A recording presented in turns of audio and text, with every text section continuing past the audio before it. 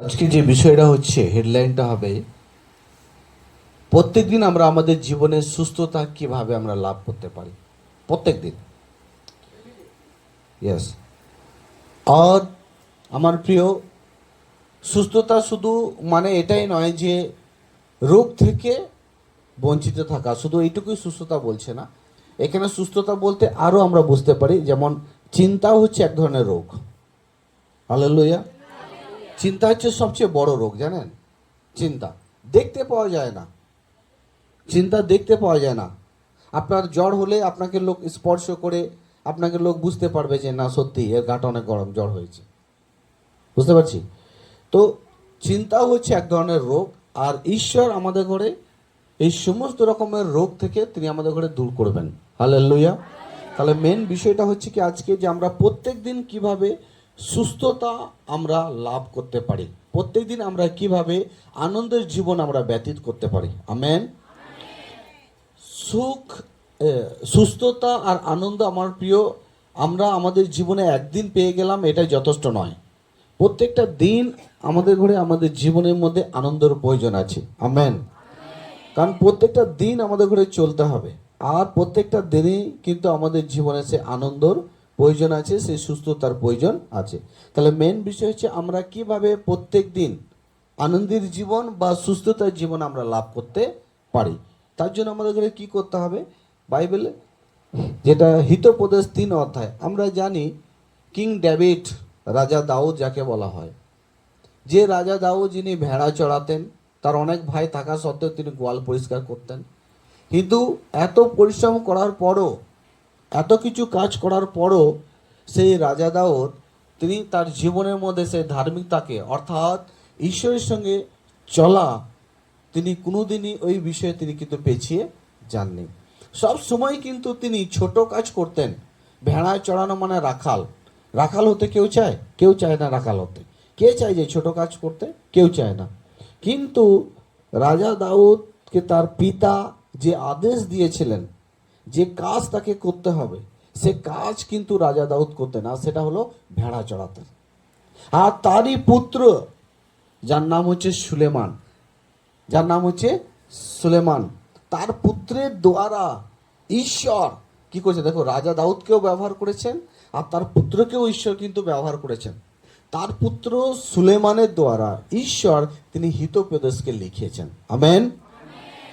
আর এইখানের মধ্যে ঈশ্বর তিনি সুলেমানকে বোঝাতে চাইছেন কি, মানুষ যদি প্রত্যেক দিন আনন্দ নিজের জীবনে যদি পেতে চায়, প্রত্যেক দিন যদি সে চায় আমি সুস্থ থাকবো, আমি কোনো রোগে যাতে আমি জড়িয়ে না পড়ি, কোনো রোগ যাতে আমাকে ধরে না নেয়, যদি মানুষ এটা চায়, যদি মানুষ এটা চায়, তাহলে এইখানে 3 অধ্যায়ে যে 1 থেকে যে পদগুলো 8 পর্যন্ত যে লেখা আছে, সেগুলোকে আমাদের করে ভালো করে মুখস্থ করে সেই পদের প্রতি আমাদের করে শ্রদ্ধা রাখতে হবে। হালেলুয়া।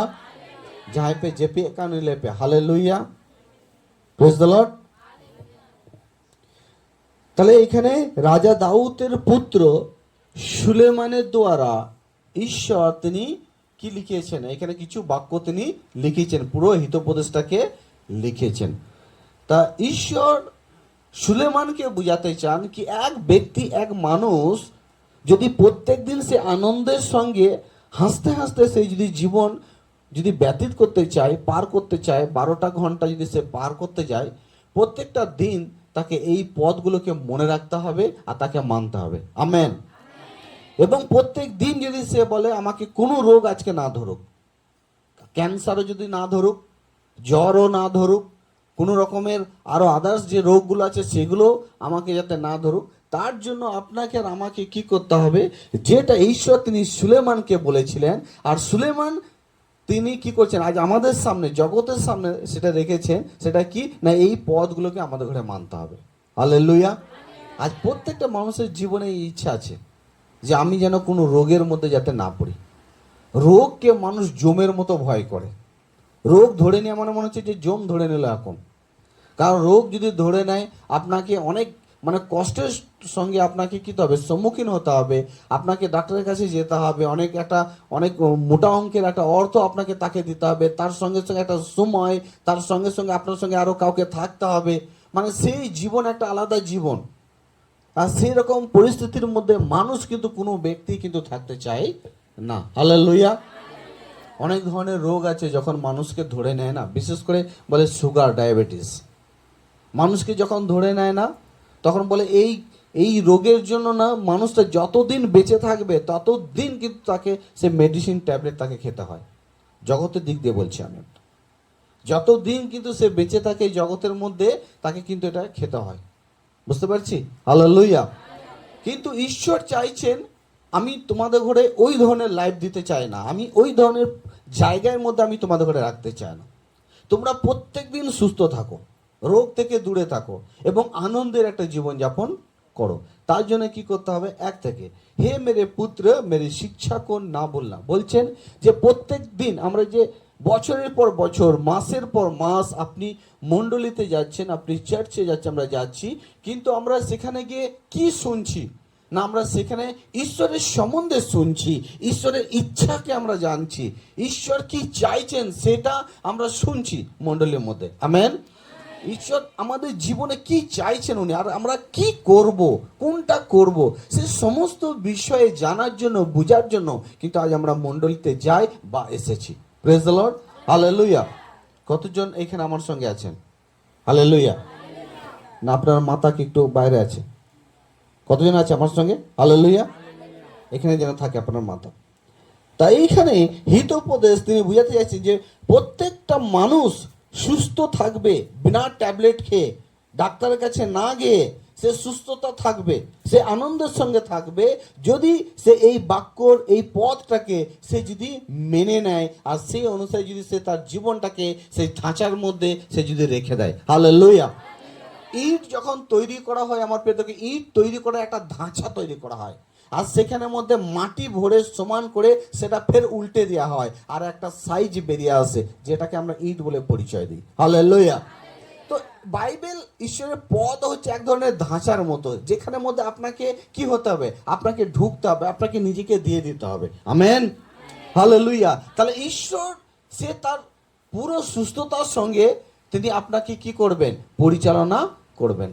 যদি আমার প্রিয় আমরা প্রথম মানুষের জীবন যদি আমরা পড়ি আদম আর হাওয়া থেকে, তা বাইবেল বলছে তাদের জীবনে কোনো ধরনের রোগ ছিল না, না তাদের জীবনে ছিল সর্দি, না ছিল তাদের জীবনে কোনো কাশি, না ছিল তাদের জীবনে কোনো রোগ, কোনো রোগই কিন্তু ছিল না। যতদিন তারা ঈশ্বরের সেই পথকে মেনে জীবন ব্যতীত করেছিলেন দুই স্বামী স্ত্রী, ততদিন কিন্তু দুই স্বামী স্ত্রীর মাঝখানে কোনো রোগ তাদের মধ্যে কিন্তু ছিল না। রোগ কখন এলো তাদের মধ্যে? না, যখন তারা সেই পথ বাক্যের পথ থেকে তারা মুখটাকে ফিরিয়ে নিলেন, যখন তারা সেটাকে গ্রাহ্য করলেন না, আর তখন সেই রোগ তাদের ঘরে কি করলো? ধরে নিল। আর এমন একটা রোগ যেটা শুনলে মানুষ থরথর করে কাঁপে, যেটা শুনলে মানুষ থরথর করে কাঁপে, কি রোগ? মৃত্যুর রোগ। হ্যালো। যদি ডক্টর আপনাকে বলে দেয় না যে আপনি মারা যাবেন, তা আপনি ভেতরে ভেতরে শুকিয়ে যাবেন। হ্যালো। আপনি বর্ধমান থেকে এখানে আসতে আসতেই না আপনার কলজে, কিডনি, প্রাণ এত শুকিয়ে যাবেন যে জীবনে এর আগে কোনোদিন শুকায়নি। বুঝতে পারছি?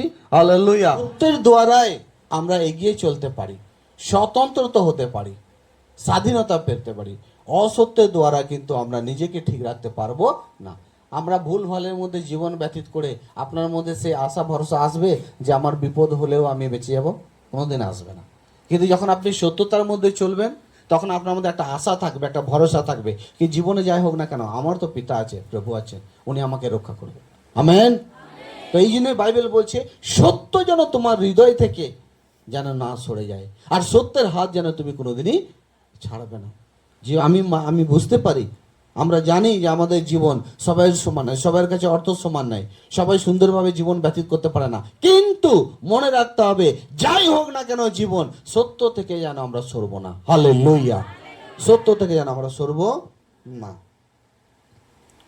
তারপর লিখে सच्चाई तुझसे अलग ना होने पाए वरन उनको अपने गले का हार बनाना। वाओ। और अपनी हृदय रूपी पट्टियों पर लिखना বলছে হৃদয়ের মধ্যে তুমি সেটাকে লেখো আর গলার মালা করে নাও। কি সত্য? কি সত্য? কি প্রভু যীশু খ্রিস্ট তার দ্বিতীয় আগমন আছে। আমেন। প্রভু যীশু খ্রিস্ট দ্বিতীয় আগমন আছে এবং খ্রিস্টের রক্তে ছাড়া পাপ থেকে বাঁচার কোনো উপায় নেই। পাপ থেকে বাঁচতে গেলে খ্রিস্টের রক্তের প্রয়োজন আছে, অর্থাৎ বাপ্তিজমের প্রয়োজন আছে। আমেন। প্রভু ভোজের প্রয়োজন আছে, মণ্ডলীর সহভাগিতার প্রয়োজন আছে, ঈশ্বরের শিক্ষার প্রয়োজন আছে। হালেলুয়া। যাই বোন জেপিয়ে কান লেপে। আমেন। হালেলুয়া। তাহলে কি করতে হবে? গলার মালা। গলার মালা অনেকের গলার মধ্যে আছে, অনেক মহিলারা গলার মালা আগে করে নেয়, কিন্তু ঈশ্বরের পদের মালা কি আপনার আছে? যে মালা আপনাকে আরো অনেক ভালো ভালো মালা আপনাকে পড়তে সাহায্য করবে। জীবন যাই হোক না কেন আমার প্রিয়, আমি জানি যে অনেক সময় আপনি আপনার জীবনকে 1 টাকা করে তুলতে পারেন না, এটা প্রত্যেকেই জানে, কিন্তু আপনার মধ্যে এই স্বভাবটা কিন্তু থাকতে হবে, আমি সত্য থেকে কিন্তু সরব না। হালেলুয়া। তারপর আমরা 4, तो तू परमेश्वर और मनुष्य दोनों का अनुग्रह पाएगा, तो अति बुद्धिमान होगा। খুব সুন্দর বাক্য। বলছে তুমি ঈশ্বরের কাছ থেকে তো তুমি ভালোবাসা পাবেই, কিন্তু মানুষের কাছ থেকেও তুমি ভালোবাসা পাবে। হালেলুয়া। আপনি যদি ভালো কথা বলেন, কে আপনাকে ভালোবাসবে না? সবাই ভালোবাসবে। কে আপনার প্রশংসা করবে না? সবাই প্রশংসা করবে। হালেলুয়া। সবাই প্রশংসা করবে, অনেকেই প্রশংসা করবে আপনি, কারণ আপনি ভালো কথা বলেছেন, আপনি উচিত কথা বলেছেন। উচিত কথার জন্য সবাই কিন্তু মাথা নত করবে, সবাই হ্যাঁ বলবে। আমেন। অউচিত জন্য, মিথ্যার জন্য কে হ্যাঁ বলবে? কেউ বলবে না। বুঝতে পারছি? Praise the Lord. বলছে তুমি মানুষের ভালোবাসা আর ঈশ্বরের ভালোবাসা দুটোই পাবে এবং তুমি বুদ্ধিমানও হবে। কি হবে? বুদ্ধিমানও হবে। Praise the Lord. 5 বলছে তো আপনি समझ का सहारा ना लेना। আগের বারে পড়েছিলাম, তো আপনি समझ का सहारा ना लेना। অনেক সময় কি হয় দেখুন, আজ ক্রিশ্চিয়ানিটিতে কি হয় জানেন? মণ্ডলীর মধ্যে, লোকের মধ্যে বেশিরভাগ কি হয় জানেন? আমি দেখছি যে যখন তার চুল কালো ছিল তখন থেকে তাকে আমি বাক্য শুনেই যাচ্ছি, একদিন দেখলাম সেই চুলটা সাদা হয়ে গেছে, তারপরে দেখছি সেই ব্যক্তি সেখানের মধ্যেই আছে। কি হয় জানেন? কেন এরকম হয়? অ্যাকচুয়ালি কি হয় দেখুন, দুটো পথ, একটা হচ্ছে ঈশ্বরের পথ আর একটা হচ্ছে এই জগতের পথ। ওকে, হালেলুয়া। উনি যখন ঈশ্বরের পথে চলছে, কোনো ব্যক্তিকে চলতে চলতে দেখলো যে কে খারাপ করছে, কোনো একজন ব্যক্তি ভালো করে জীবন ব্যতীত করছে না, তখন বিশ্বাসী কি করলো? ঈশ্বরের পথে যে ছিল, ঈশ্বরের পথকে ছেড়ে দিয়ে সে ওই ব্যক্তির পথটাকে নিয়ে নিল। ও করছে মানে আমিও করব, ও মানছে না মানে আমিও মানব। যার কারণে আজ বহু বিশ্বাসীরা, যার কারণে বহু মানুষরা ভালো বিশ্বাস, ভালো অফরিং, ভালো দান, কিন্তু ঈশ্বরের শিক্ষাকে মনে না রাখার কারণে, না শেখার কারণে, ধরে না রাখার কারণে সে কি করে? আবার সে জীবনের পথ থেকে সরে গিয়ে সেই পথটাই নিয়ে নেয় যে এক ব্যক্তি ভুল করেছে, আমিও তার পেছনে যাব, সে ওই রকম করছে, আমিও সেরকম করব। বুঝতে পারছি? কতজন বুঝতে পারছেন আমার কথা? হালেলুয়া। বাইবেলের মধ্যে এক জায়গায় লেখা আছে, यदि कोई विश्वासघाती भी हुआ तो क्या हुआ। আমি এটা বাংলায় বলবো, ভালো করে শুনুন। यदि कोई विश्वासघाती भी हुआ तो क्या हुआ, क्या मैं विश्वासघाती हूँ? ঈশ্বর বলতে চাইছেন মণ্ডলীর মধ্যে এই যে এতগুলো লোক আছে, ধরুন কোনো এক ব্যক্তি বিশ্বাসঘাতক করলো, ঈশ্বরের সঙ্গে বিশ্বাসঘাতক করলো, তাহলে ঈশ্বর কি মিথ্যা থেকে গেল? ঈশ্বর কি মিথ্যা? না। তাহলে কোনো ব্যক্তি যখন বিশ্বাসঘাতক করলো, কোনো ব্যক্তি যখন ভালো কিছু করছে না, তোমাকে ওর পেছনে লাইন দেওয়ার দরকার নেই, তোমাকে তার প্রোফাইল জানার দরকার নেই। তোমার দরকার শুধু এটা আছে, যদি তুমি করতে পারো, সেটা হচ্ছে কিছু সময়ের জন্য প্রার্থনা। হালেলুয়া। তাছাড়া তুমি তার লাইফকে ছেড়ে দাও, কারণ তার ওটা, তার পড়ে যাওয়া ঈশ্বরের হাতে আছে। হালেলুয়া। আর এর কারণে অনেক সময় অনেক বিশ্বাসী তারা প্রার্থনার জীবন, উপবাসের জীবন, অনেক কিছু তারা হারিয়ে ফেলে যেগুলো তারা ঈশ্বর থেকে পেয়েছিলেন। ভালো করে শুনুন, হালেলুয়া। আজ দেখবেন বিশ্বাসীর সংখ্যা প্রচুর বেড়ে যাচ্ছে, কিন্তু সেই বিশ্বাসী থেকে লিডার, আর সেই লিডার থেকে পাস্টর, প্রচারক আর হয়ে উঠতে পারছে না। হালেলুয়া। সেই জায়গাটা আর নিতে পারছে না। তার কারণটা কি? তারা প্রভুকে জেনে গেছে, প্রভুর সঙ্গে ভালো চলছিল, একজন খারাপ করলো তো তার পিছুতে লাইন দিয়ে দিল, তার সঙ্গে যোগ দিয়ে দিল, ওই পথটাকে সে ছেড়ে দিল। যার কারণে কি করলো, তার জীবনে যতগুলো সে আশীর্বাদ পেয়েছিল না, সে সমস্ত কিছু কি করলো, শয়তান সব কেড়ে নিল। বুঝতে পারছি? হালেলুয়া। সাবধান, বলো সাবধান। হালেলুয়া। আপনাকে মনে রাখতে হবে যে আমি প্রভুকে দেখে এসেছি না মানুষকে দেখেছি, আমি মন্দতাকে দেখে এসেছি না ভালোকে দেখে এসেছি। অর্থাৎ আমাকে মন্দতার সঙ্গে চলতে হবে না, অর্থাৎ আমাকে ভালোর সঙ্গে চলতে হবে না মন্দতার সঙ্গে চলতে হবে, ভালোর সঙ্গে চলতে হবে। হালেলুয়া। কারণ ভালো মন্দতাকে পরাজিত, মন্দকে জিততে পারবে। যদি আপনার জীবনে ভালো না থাকে না, আপনি মন্দকে কোনোদিনই জিততে পারবেন না, কোনোদিনই পারবেন না। আমেন। তো এই জন্যই ভালোর সঙ্গে আমাদের ঘরে থাকতে হবে। হালেলুয়া। রাখতেই হবে আমাদের ঘরে, আর থাকতেই হবে। তো তুই পরমেশ্বর, তাই জন্য বলছি তুই মানুষেরও ভালোবাসা এবং ঈশ্বরেরও ভালোবাসা, তুমি দুটোই পাবে এবং তুমি অনেক বুদ্ধিমান হবে। আর তুই আপনি সমাজকে সাহারা না লেনা। এইটা, এই যে কতগুলো আমি বললাম না, যখন সে নিজে ভেবে যায় না যে আমি সব কিছু করে নেব, হ্যাঁ আমি সবসময় কি করে নেব। অনেক সময় দেখবেন স্বামীরা বউদের ঘরে বউয়ের উপর অধিকার চালায়, বউরাও অনেক সময় স্বামীদের উপর অধিকার চালায়, বাবা মারাও কিন্তু অনেক সময় তাদের অধিকারের সঙ্গে তাদের ছেলেগুলোকে রাখতে করে। এটা ভালো, একে অপর অধীনে থাকতে হবে, এটা করন্থীয় পত্রিকাতেও বলছে। হালেলুয়া।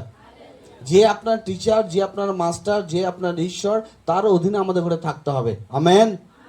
তার অধীনে থাকতে হবে। হালেলুয়া। তাহলেই কিন্তু আমরা শিক্ষাকে আমরা নিতে পারবো।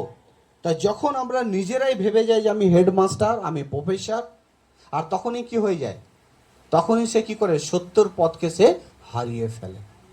আপনি যদি নিজেই বুদ্ধিমান হয়ে যান, তো আপনি শিক্ষা কোথা থেকে নেবেন? আপনি তো নিজেই হেডমাস্টার। বুঝতে পেরেছি? হালেলুয়া।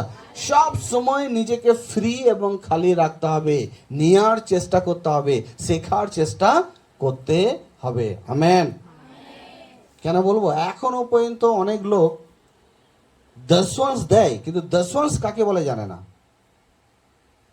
আমি বলছি দশওয়ান্স কাকে বলে অনেকে জানে না, আবার অনেকে জেনে গেছে, অনেকে জানে না, অনেকে বদমাইশ। শিখিয়েছি না যে 100 টাকার মধ্যে 10 টাকা হলো দশওয়ান্স, 10 ভাগের 1 ভাগ হলো দশওয়ান্স। আর অনেক ব্যক্তি এখন এই বিষয়টাই বুঝে উঠতে পারছে না। তাহলে দশওয়ান্স বা শিক্ষা, ওদের করে শেখাতে শেখাতে স্যার কি হয়ে যায়, স্যার অবস্থা খারাপ। Hello, hallelujah. কোনদিন ভাববে না যে আমি অনেক বুদ্ধিমান। Yes, hallelujah. এটা আপনার প্রচারও হয়ে যাচ্ছে। ঈশ্বরের বুদ্ধি ছাড়া আপনি বোকা, আর বোকা মানুষের কোনো দাম নেই। বোকা মানুষের কেউ কথা শুনবে না। কে শুনবে বোকা মানুষের কথা? কে শুনবে? কে বোকার সঙ্গে যাবে? কে বোকাকে ফ্রেন্ড করবে? হ্যালো, সাহেব করবেন আপনি? কেউ করবে না। হালেলুয়া। দেখুন, তো বুদ্ধিমান হওয়ার প্রয়োজন আছে। আমেন।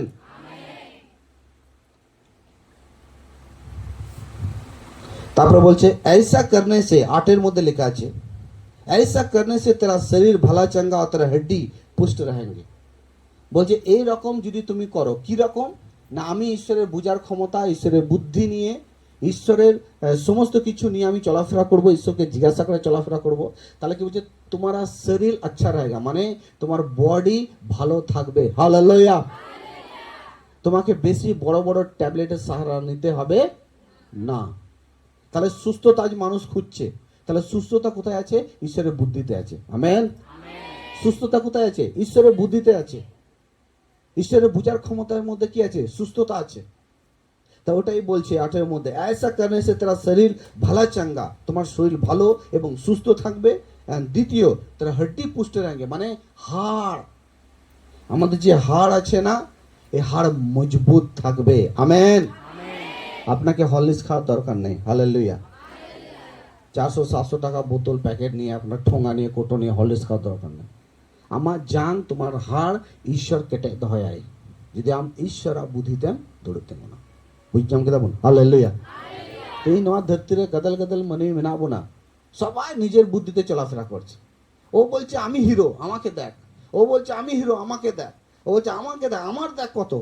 সবাই একে অপরের কথাকে রাখতে চায়, শোনাতে চায়। বুঝতে পেরেছি? ঈশ্বরের বুদ্ধি নাও। যদি তুমি ভালো থাকতে চাও, সুস্থ থাকতে চাও, ঈশ্বরের বুদ্ধিতে চলাফেরা করো। দেখো জীবনে আস্তে আস্তে সব কিছু সুধরে যাবে। আমেন। সব কিছু ঠিকঠাক হয়ে যাবে। তারপরে লেখা আছে, তারপরে আমরা এগিয়ে পড়বো। আর अपनी संपत्ति के द्वारा नॉय, प्रत्येक नॉय, अपनी संपत्ति के द्वारा और अपनी भूमि के सारे पहले उपज के द्वारा, उपज को देकर यहोवा की प्रतिष्ठा करना। অনেক সময় বলে হ্যাঁ আমার টাকা পয়সা, আমার চাল ডাল, আমার জমির ফসল, আমার চালের কুমড়ো, আমার জমির শশা, আমার গাছের মুনগোটা আমি কেন দেব? বলছে কি বলছে? আমার। কি বলছে? তোমার ওটা। হ্যালো, তোমার? ঠিক তো? না তো তোমার, না তো আমার, কার? হালেলুয়া। আর নয়ে বলছে এই সমস্ত কিছুর প্রথম যে ফল, প্রথম যে ভাগ, প্রথম যে পরিশ্রম আর মেহনত, সেটা তুমি কি করো? ঈশ্বরকে দাও। কেন আমরা শিখিয়েছি আমি আপনাদের করে দশওয়াস বা দান এগুলো কেন?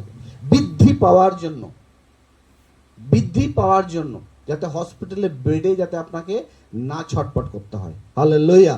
বা মোটা টাকা যাতে না দিতে হয়। अपनी संपत्ति के द्वारा और अपनी भूमि के सारे पहले उपज को देकर यहोवा की प्रतिष्ठा करना। तारपरे 10 लिखा আছে इस प्रकार तेरे खत्ते भरे पूरे रहेंगे और तेरे सरकुंडों से नया दक मधु उमड़ता रहेगा। हालेलुया। আর 11ই বলছে, 11টা পড়ুন বাংলায়।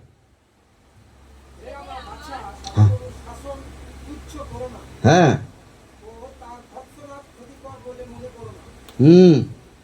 বলছে হে আমার পুত্র তুমি তার শিক্ষাকে কি করো না? তুচ্ছ করো না। আর যদি আপনি আপনার বুদ্ধি, আপনার জ্ঞান, আপনি যেটা বাইবেল থেকে আপনি নেননি, যদি আপনি আপনারগুলোকে আপনি ধরে রাখবেন, তাহলে আপনি ঈশ্বরকে অবহেলা করছেন। আমরা তুচ্ছ করছি ঈশ্বরকে। আমরা ভাবছি আমি সব কিছু শিখাচ্ছি। এই জন্যই তো অনেক সময় মানুষ বোকা থেকে যায়। দেখতে মনে হয় যে 5 ফুট 6 ফুট হয়ে গেছে, কিন্তু ভেতরে দেখো ইডিয়েটে ভরা। হ্যালো, ঈশ্বরের সম্বন্ধে কোনো নলেজ নেই। হতে পারে তার ভীতি না জামিটাটা সব হয়ে গেছে, কিন্তু ঈশ্বরের জ্ঞান নেই। যদি ঈশ্বরীয় জ্ঞান আপনার মধ্যে নেই, আপনার কোনো ভ্যালু নেই।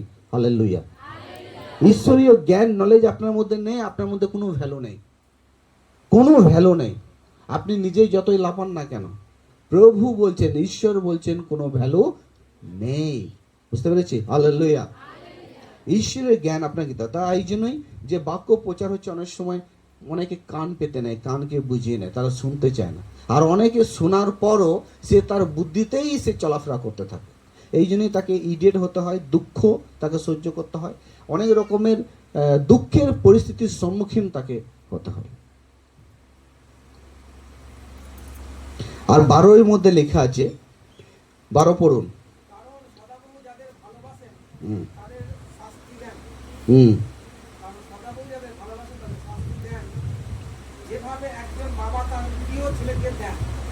हालेलुया। क्योंकि यहोवा जिससे प्रेम रखता है उसको वो डांटता है। অনেক সময় দেখবেন চার্চের মধ্যে অনেক সময় স্যার অনেক ক্রোধিত হয়েও মাঝে মধ্যে আমি আপনাদের অনেক কিছু বলতে থাকি। কেন? क्योंकि मैं तुझसे प्रेम रखता हूँ। हालेलुया। আমি তোমাকে বাঁচাতে চাই। অনেক সময় রাগের মধ্যে আমি দুটো কথা বলে আমি তোমাকে বাঁচাতে চাই। যেমন জগতের নর্মাল পিতা বা মাতা তাদের সন্তান যখন কথা শোনে না, তারা তাদের সন্তানকে কি করে? মারধর করে। কেন? সে তার প্রিয় পুত্র। হালেলুয়া। পাস্টার প্রচারকও যখন আপনাকে ধমকাচ্ছে বা কোনো জিনিস আপনাকে বলছে, বিকজ তার পেছনে হচ্ছে কি আমি আপনাকে ভালোবাসি, আমি আপনাকে বাঁচাতে চাই, এটাই বলছে, এটাই তার পরিচয়। আর যেটা বাইবেল বলছে। তারপর 13 পড়ে দাও।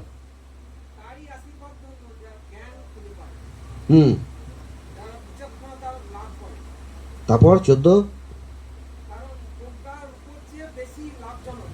हालेलुया। तारपर 13 बोलছে कई धन्य है वो पुरुष जो धन्य ही है वो मनुष्य जो बुद्धि पाए और वो मनुष्य जो समझ प्राप्त करे। बोलছে ধন্য সেই ব্যক্তি, ধন্য সেই নারী, ধন্য যে পুরুষ যে ঈশ্বরের বুদ্ধিকে কি করে, অ্যাচিভ করে, রিসিভ করে। হালেলুয়া। যে ঈশ্বরের বুদ্ধিকে নেয় আর বোঝার ক্ষমতাকে নেয়। ধন্য, ধন্যটাকে আমরা কিভাবে বুঝবো? ধন্যটাকে আমরা এইভাবে বুঝবো, গুড, ভেরি গুড। হ্যালো, যেমন বলে না গুড ভেরি গুড, অনেক সময় কোনো লোককে বলা ও very good person, gentle person, good person না, তার মানে মানুষের আগে একটা ভালোবাসার শব্দ যুক্ত করা হচ্ছে। কারণ না মানুষটা এত ভালো, তাকে আরো ভালো করে তুলতে হবে, তার জন্য আগে একটা সেন্টেন্স বাতাতে হবে, গুড পারসন। হালেলুয়া, ভালো পারসন। তাই বলছে, এটা বলছে ধন্য। ধন্য মানে কি না, সে নিজের বুঝার ক্ষমতা বা বুদ্ধি নিয়ে সে চলাফেরা করে না, সে ঈশ্বরের বুঝার ক্ষমতা আর বুদ্ধি নিয়ে সে চলাফেরা করা হয়। এই জন্যই বলে ধন্য বিলিভার্স, ধন্য বিশ্বাসী, ধন্য সেই ব্যক্তি, ধন্য সেই পুরুষ। বুঝতে পেরেছি? হালেলুয়া। তাহলে আমরা মানুষ থেকে, বিশ্বাসী থেকে আমরা আর একটা পদে যাচ্ছি। কোথায় না, ধন্য বিশ্বাসী, ধন্য অমুক। হ্যাঁ, তাহলে কি করে না, আপনি ঈশ্বরের বুঝার ক্ষমতা আর বুদ্ধিতে আপনি কি করেন, চলাফেরা করেন।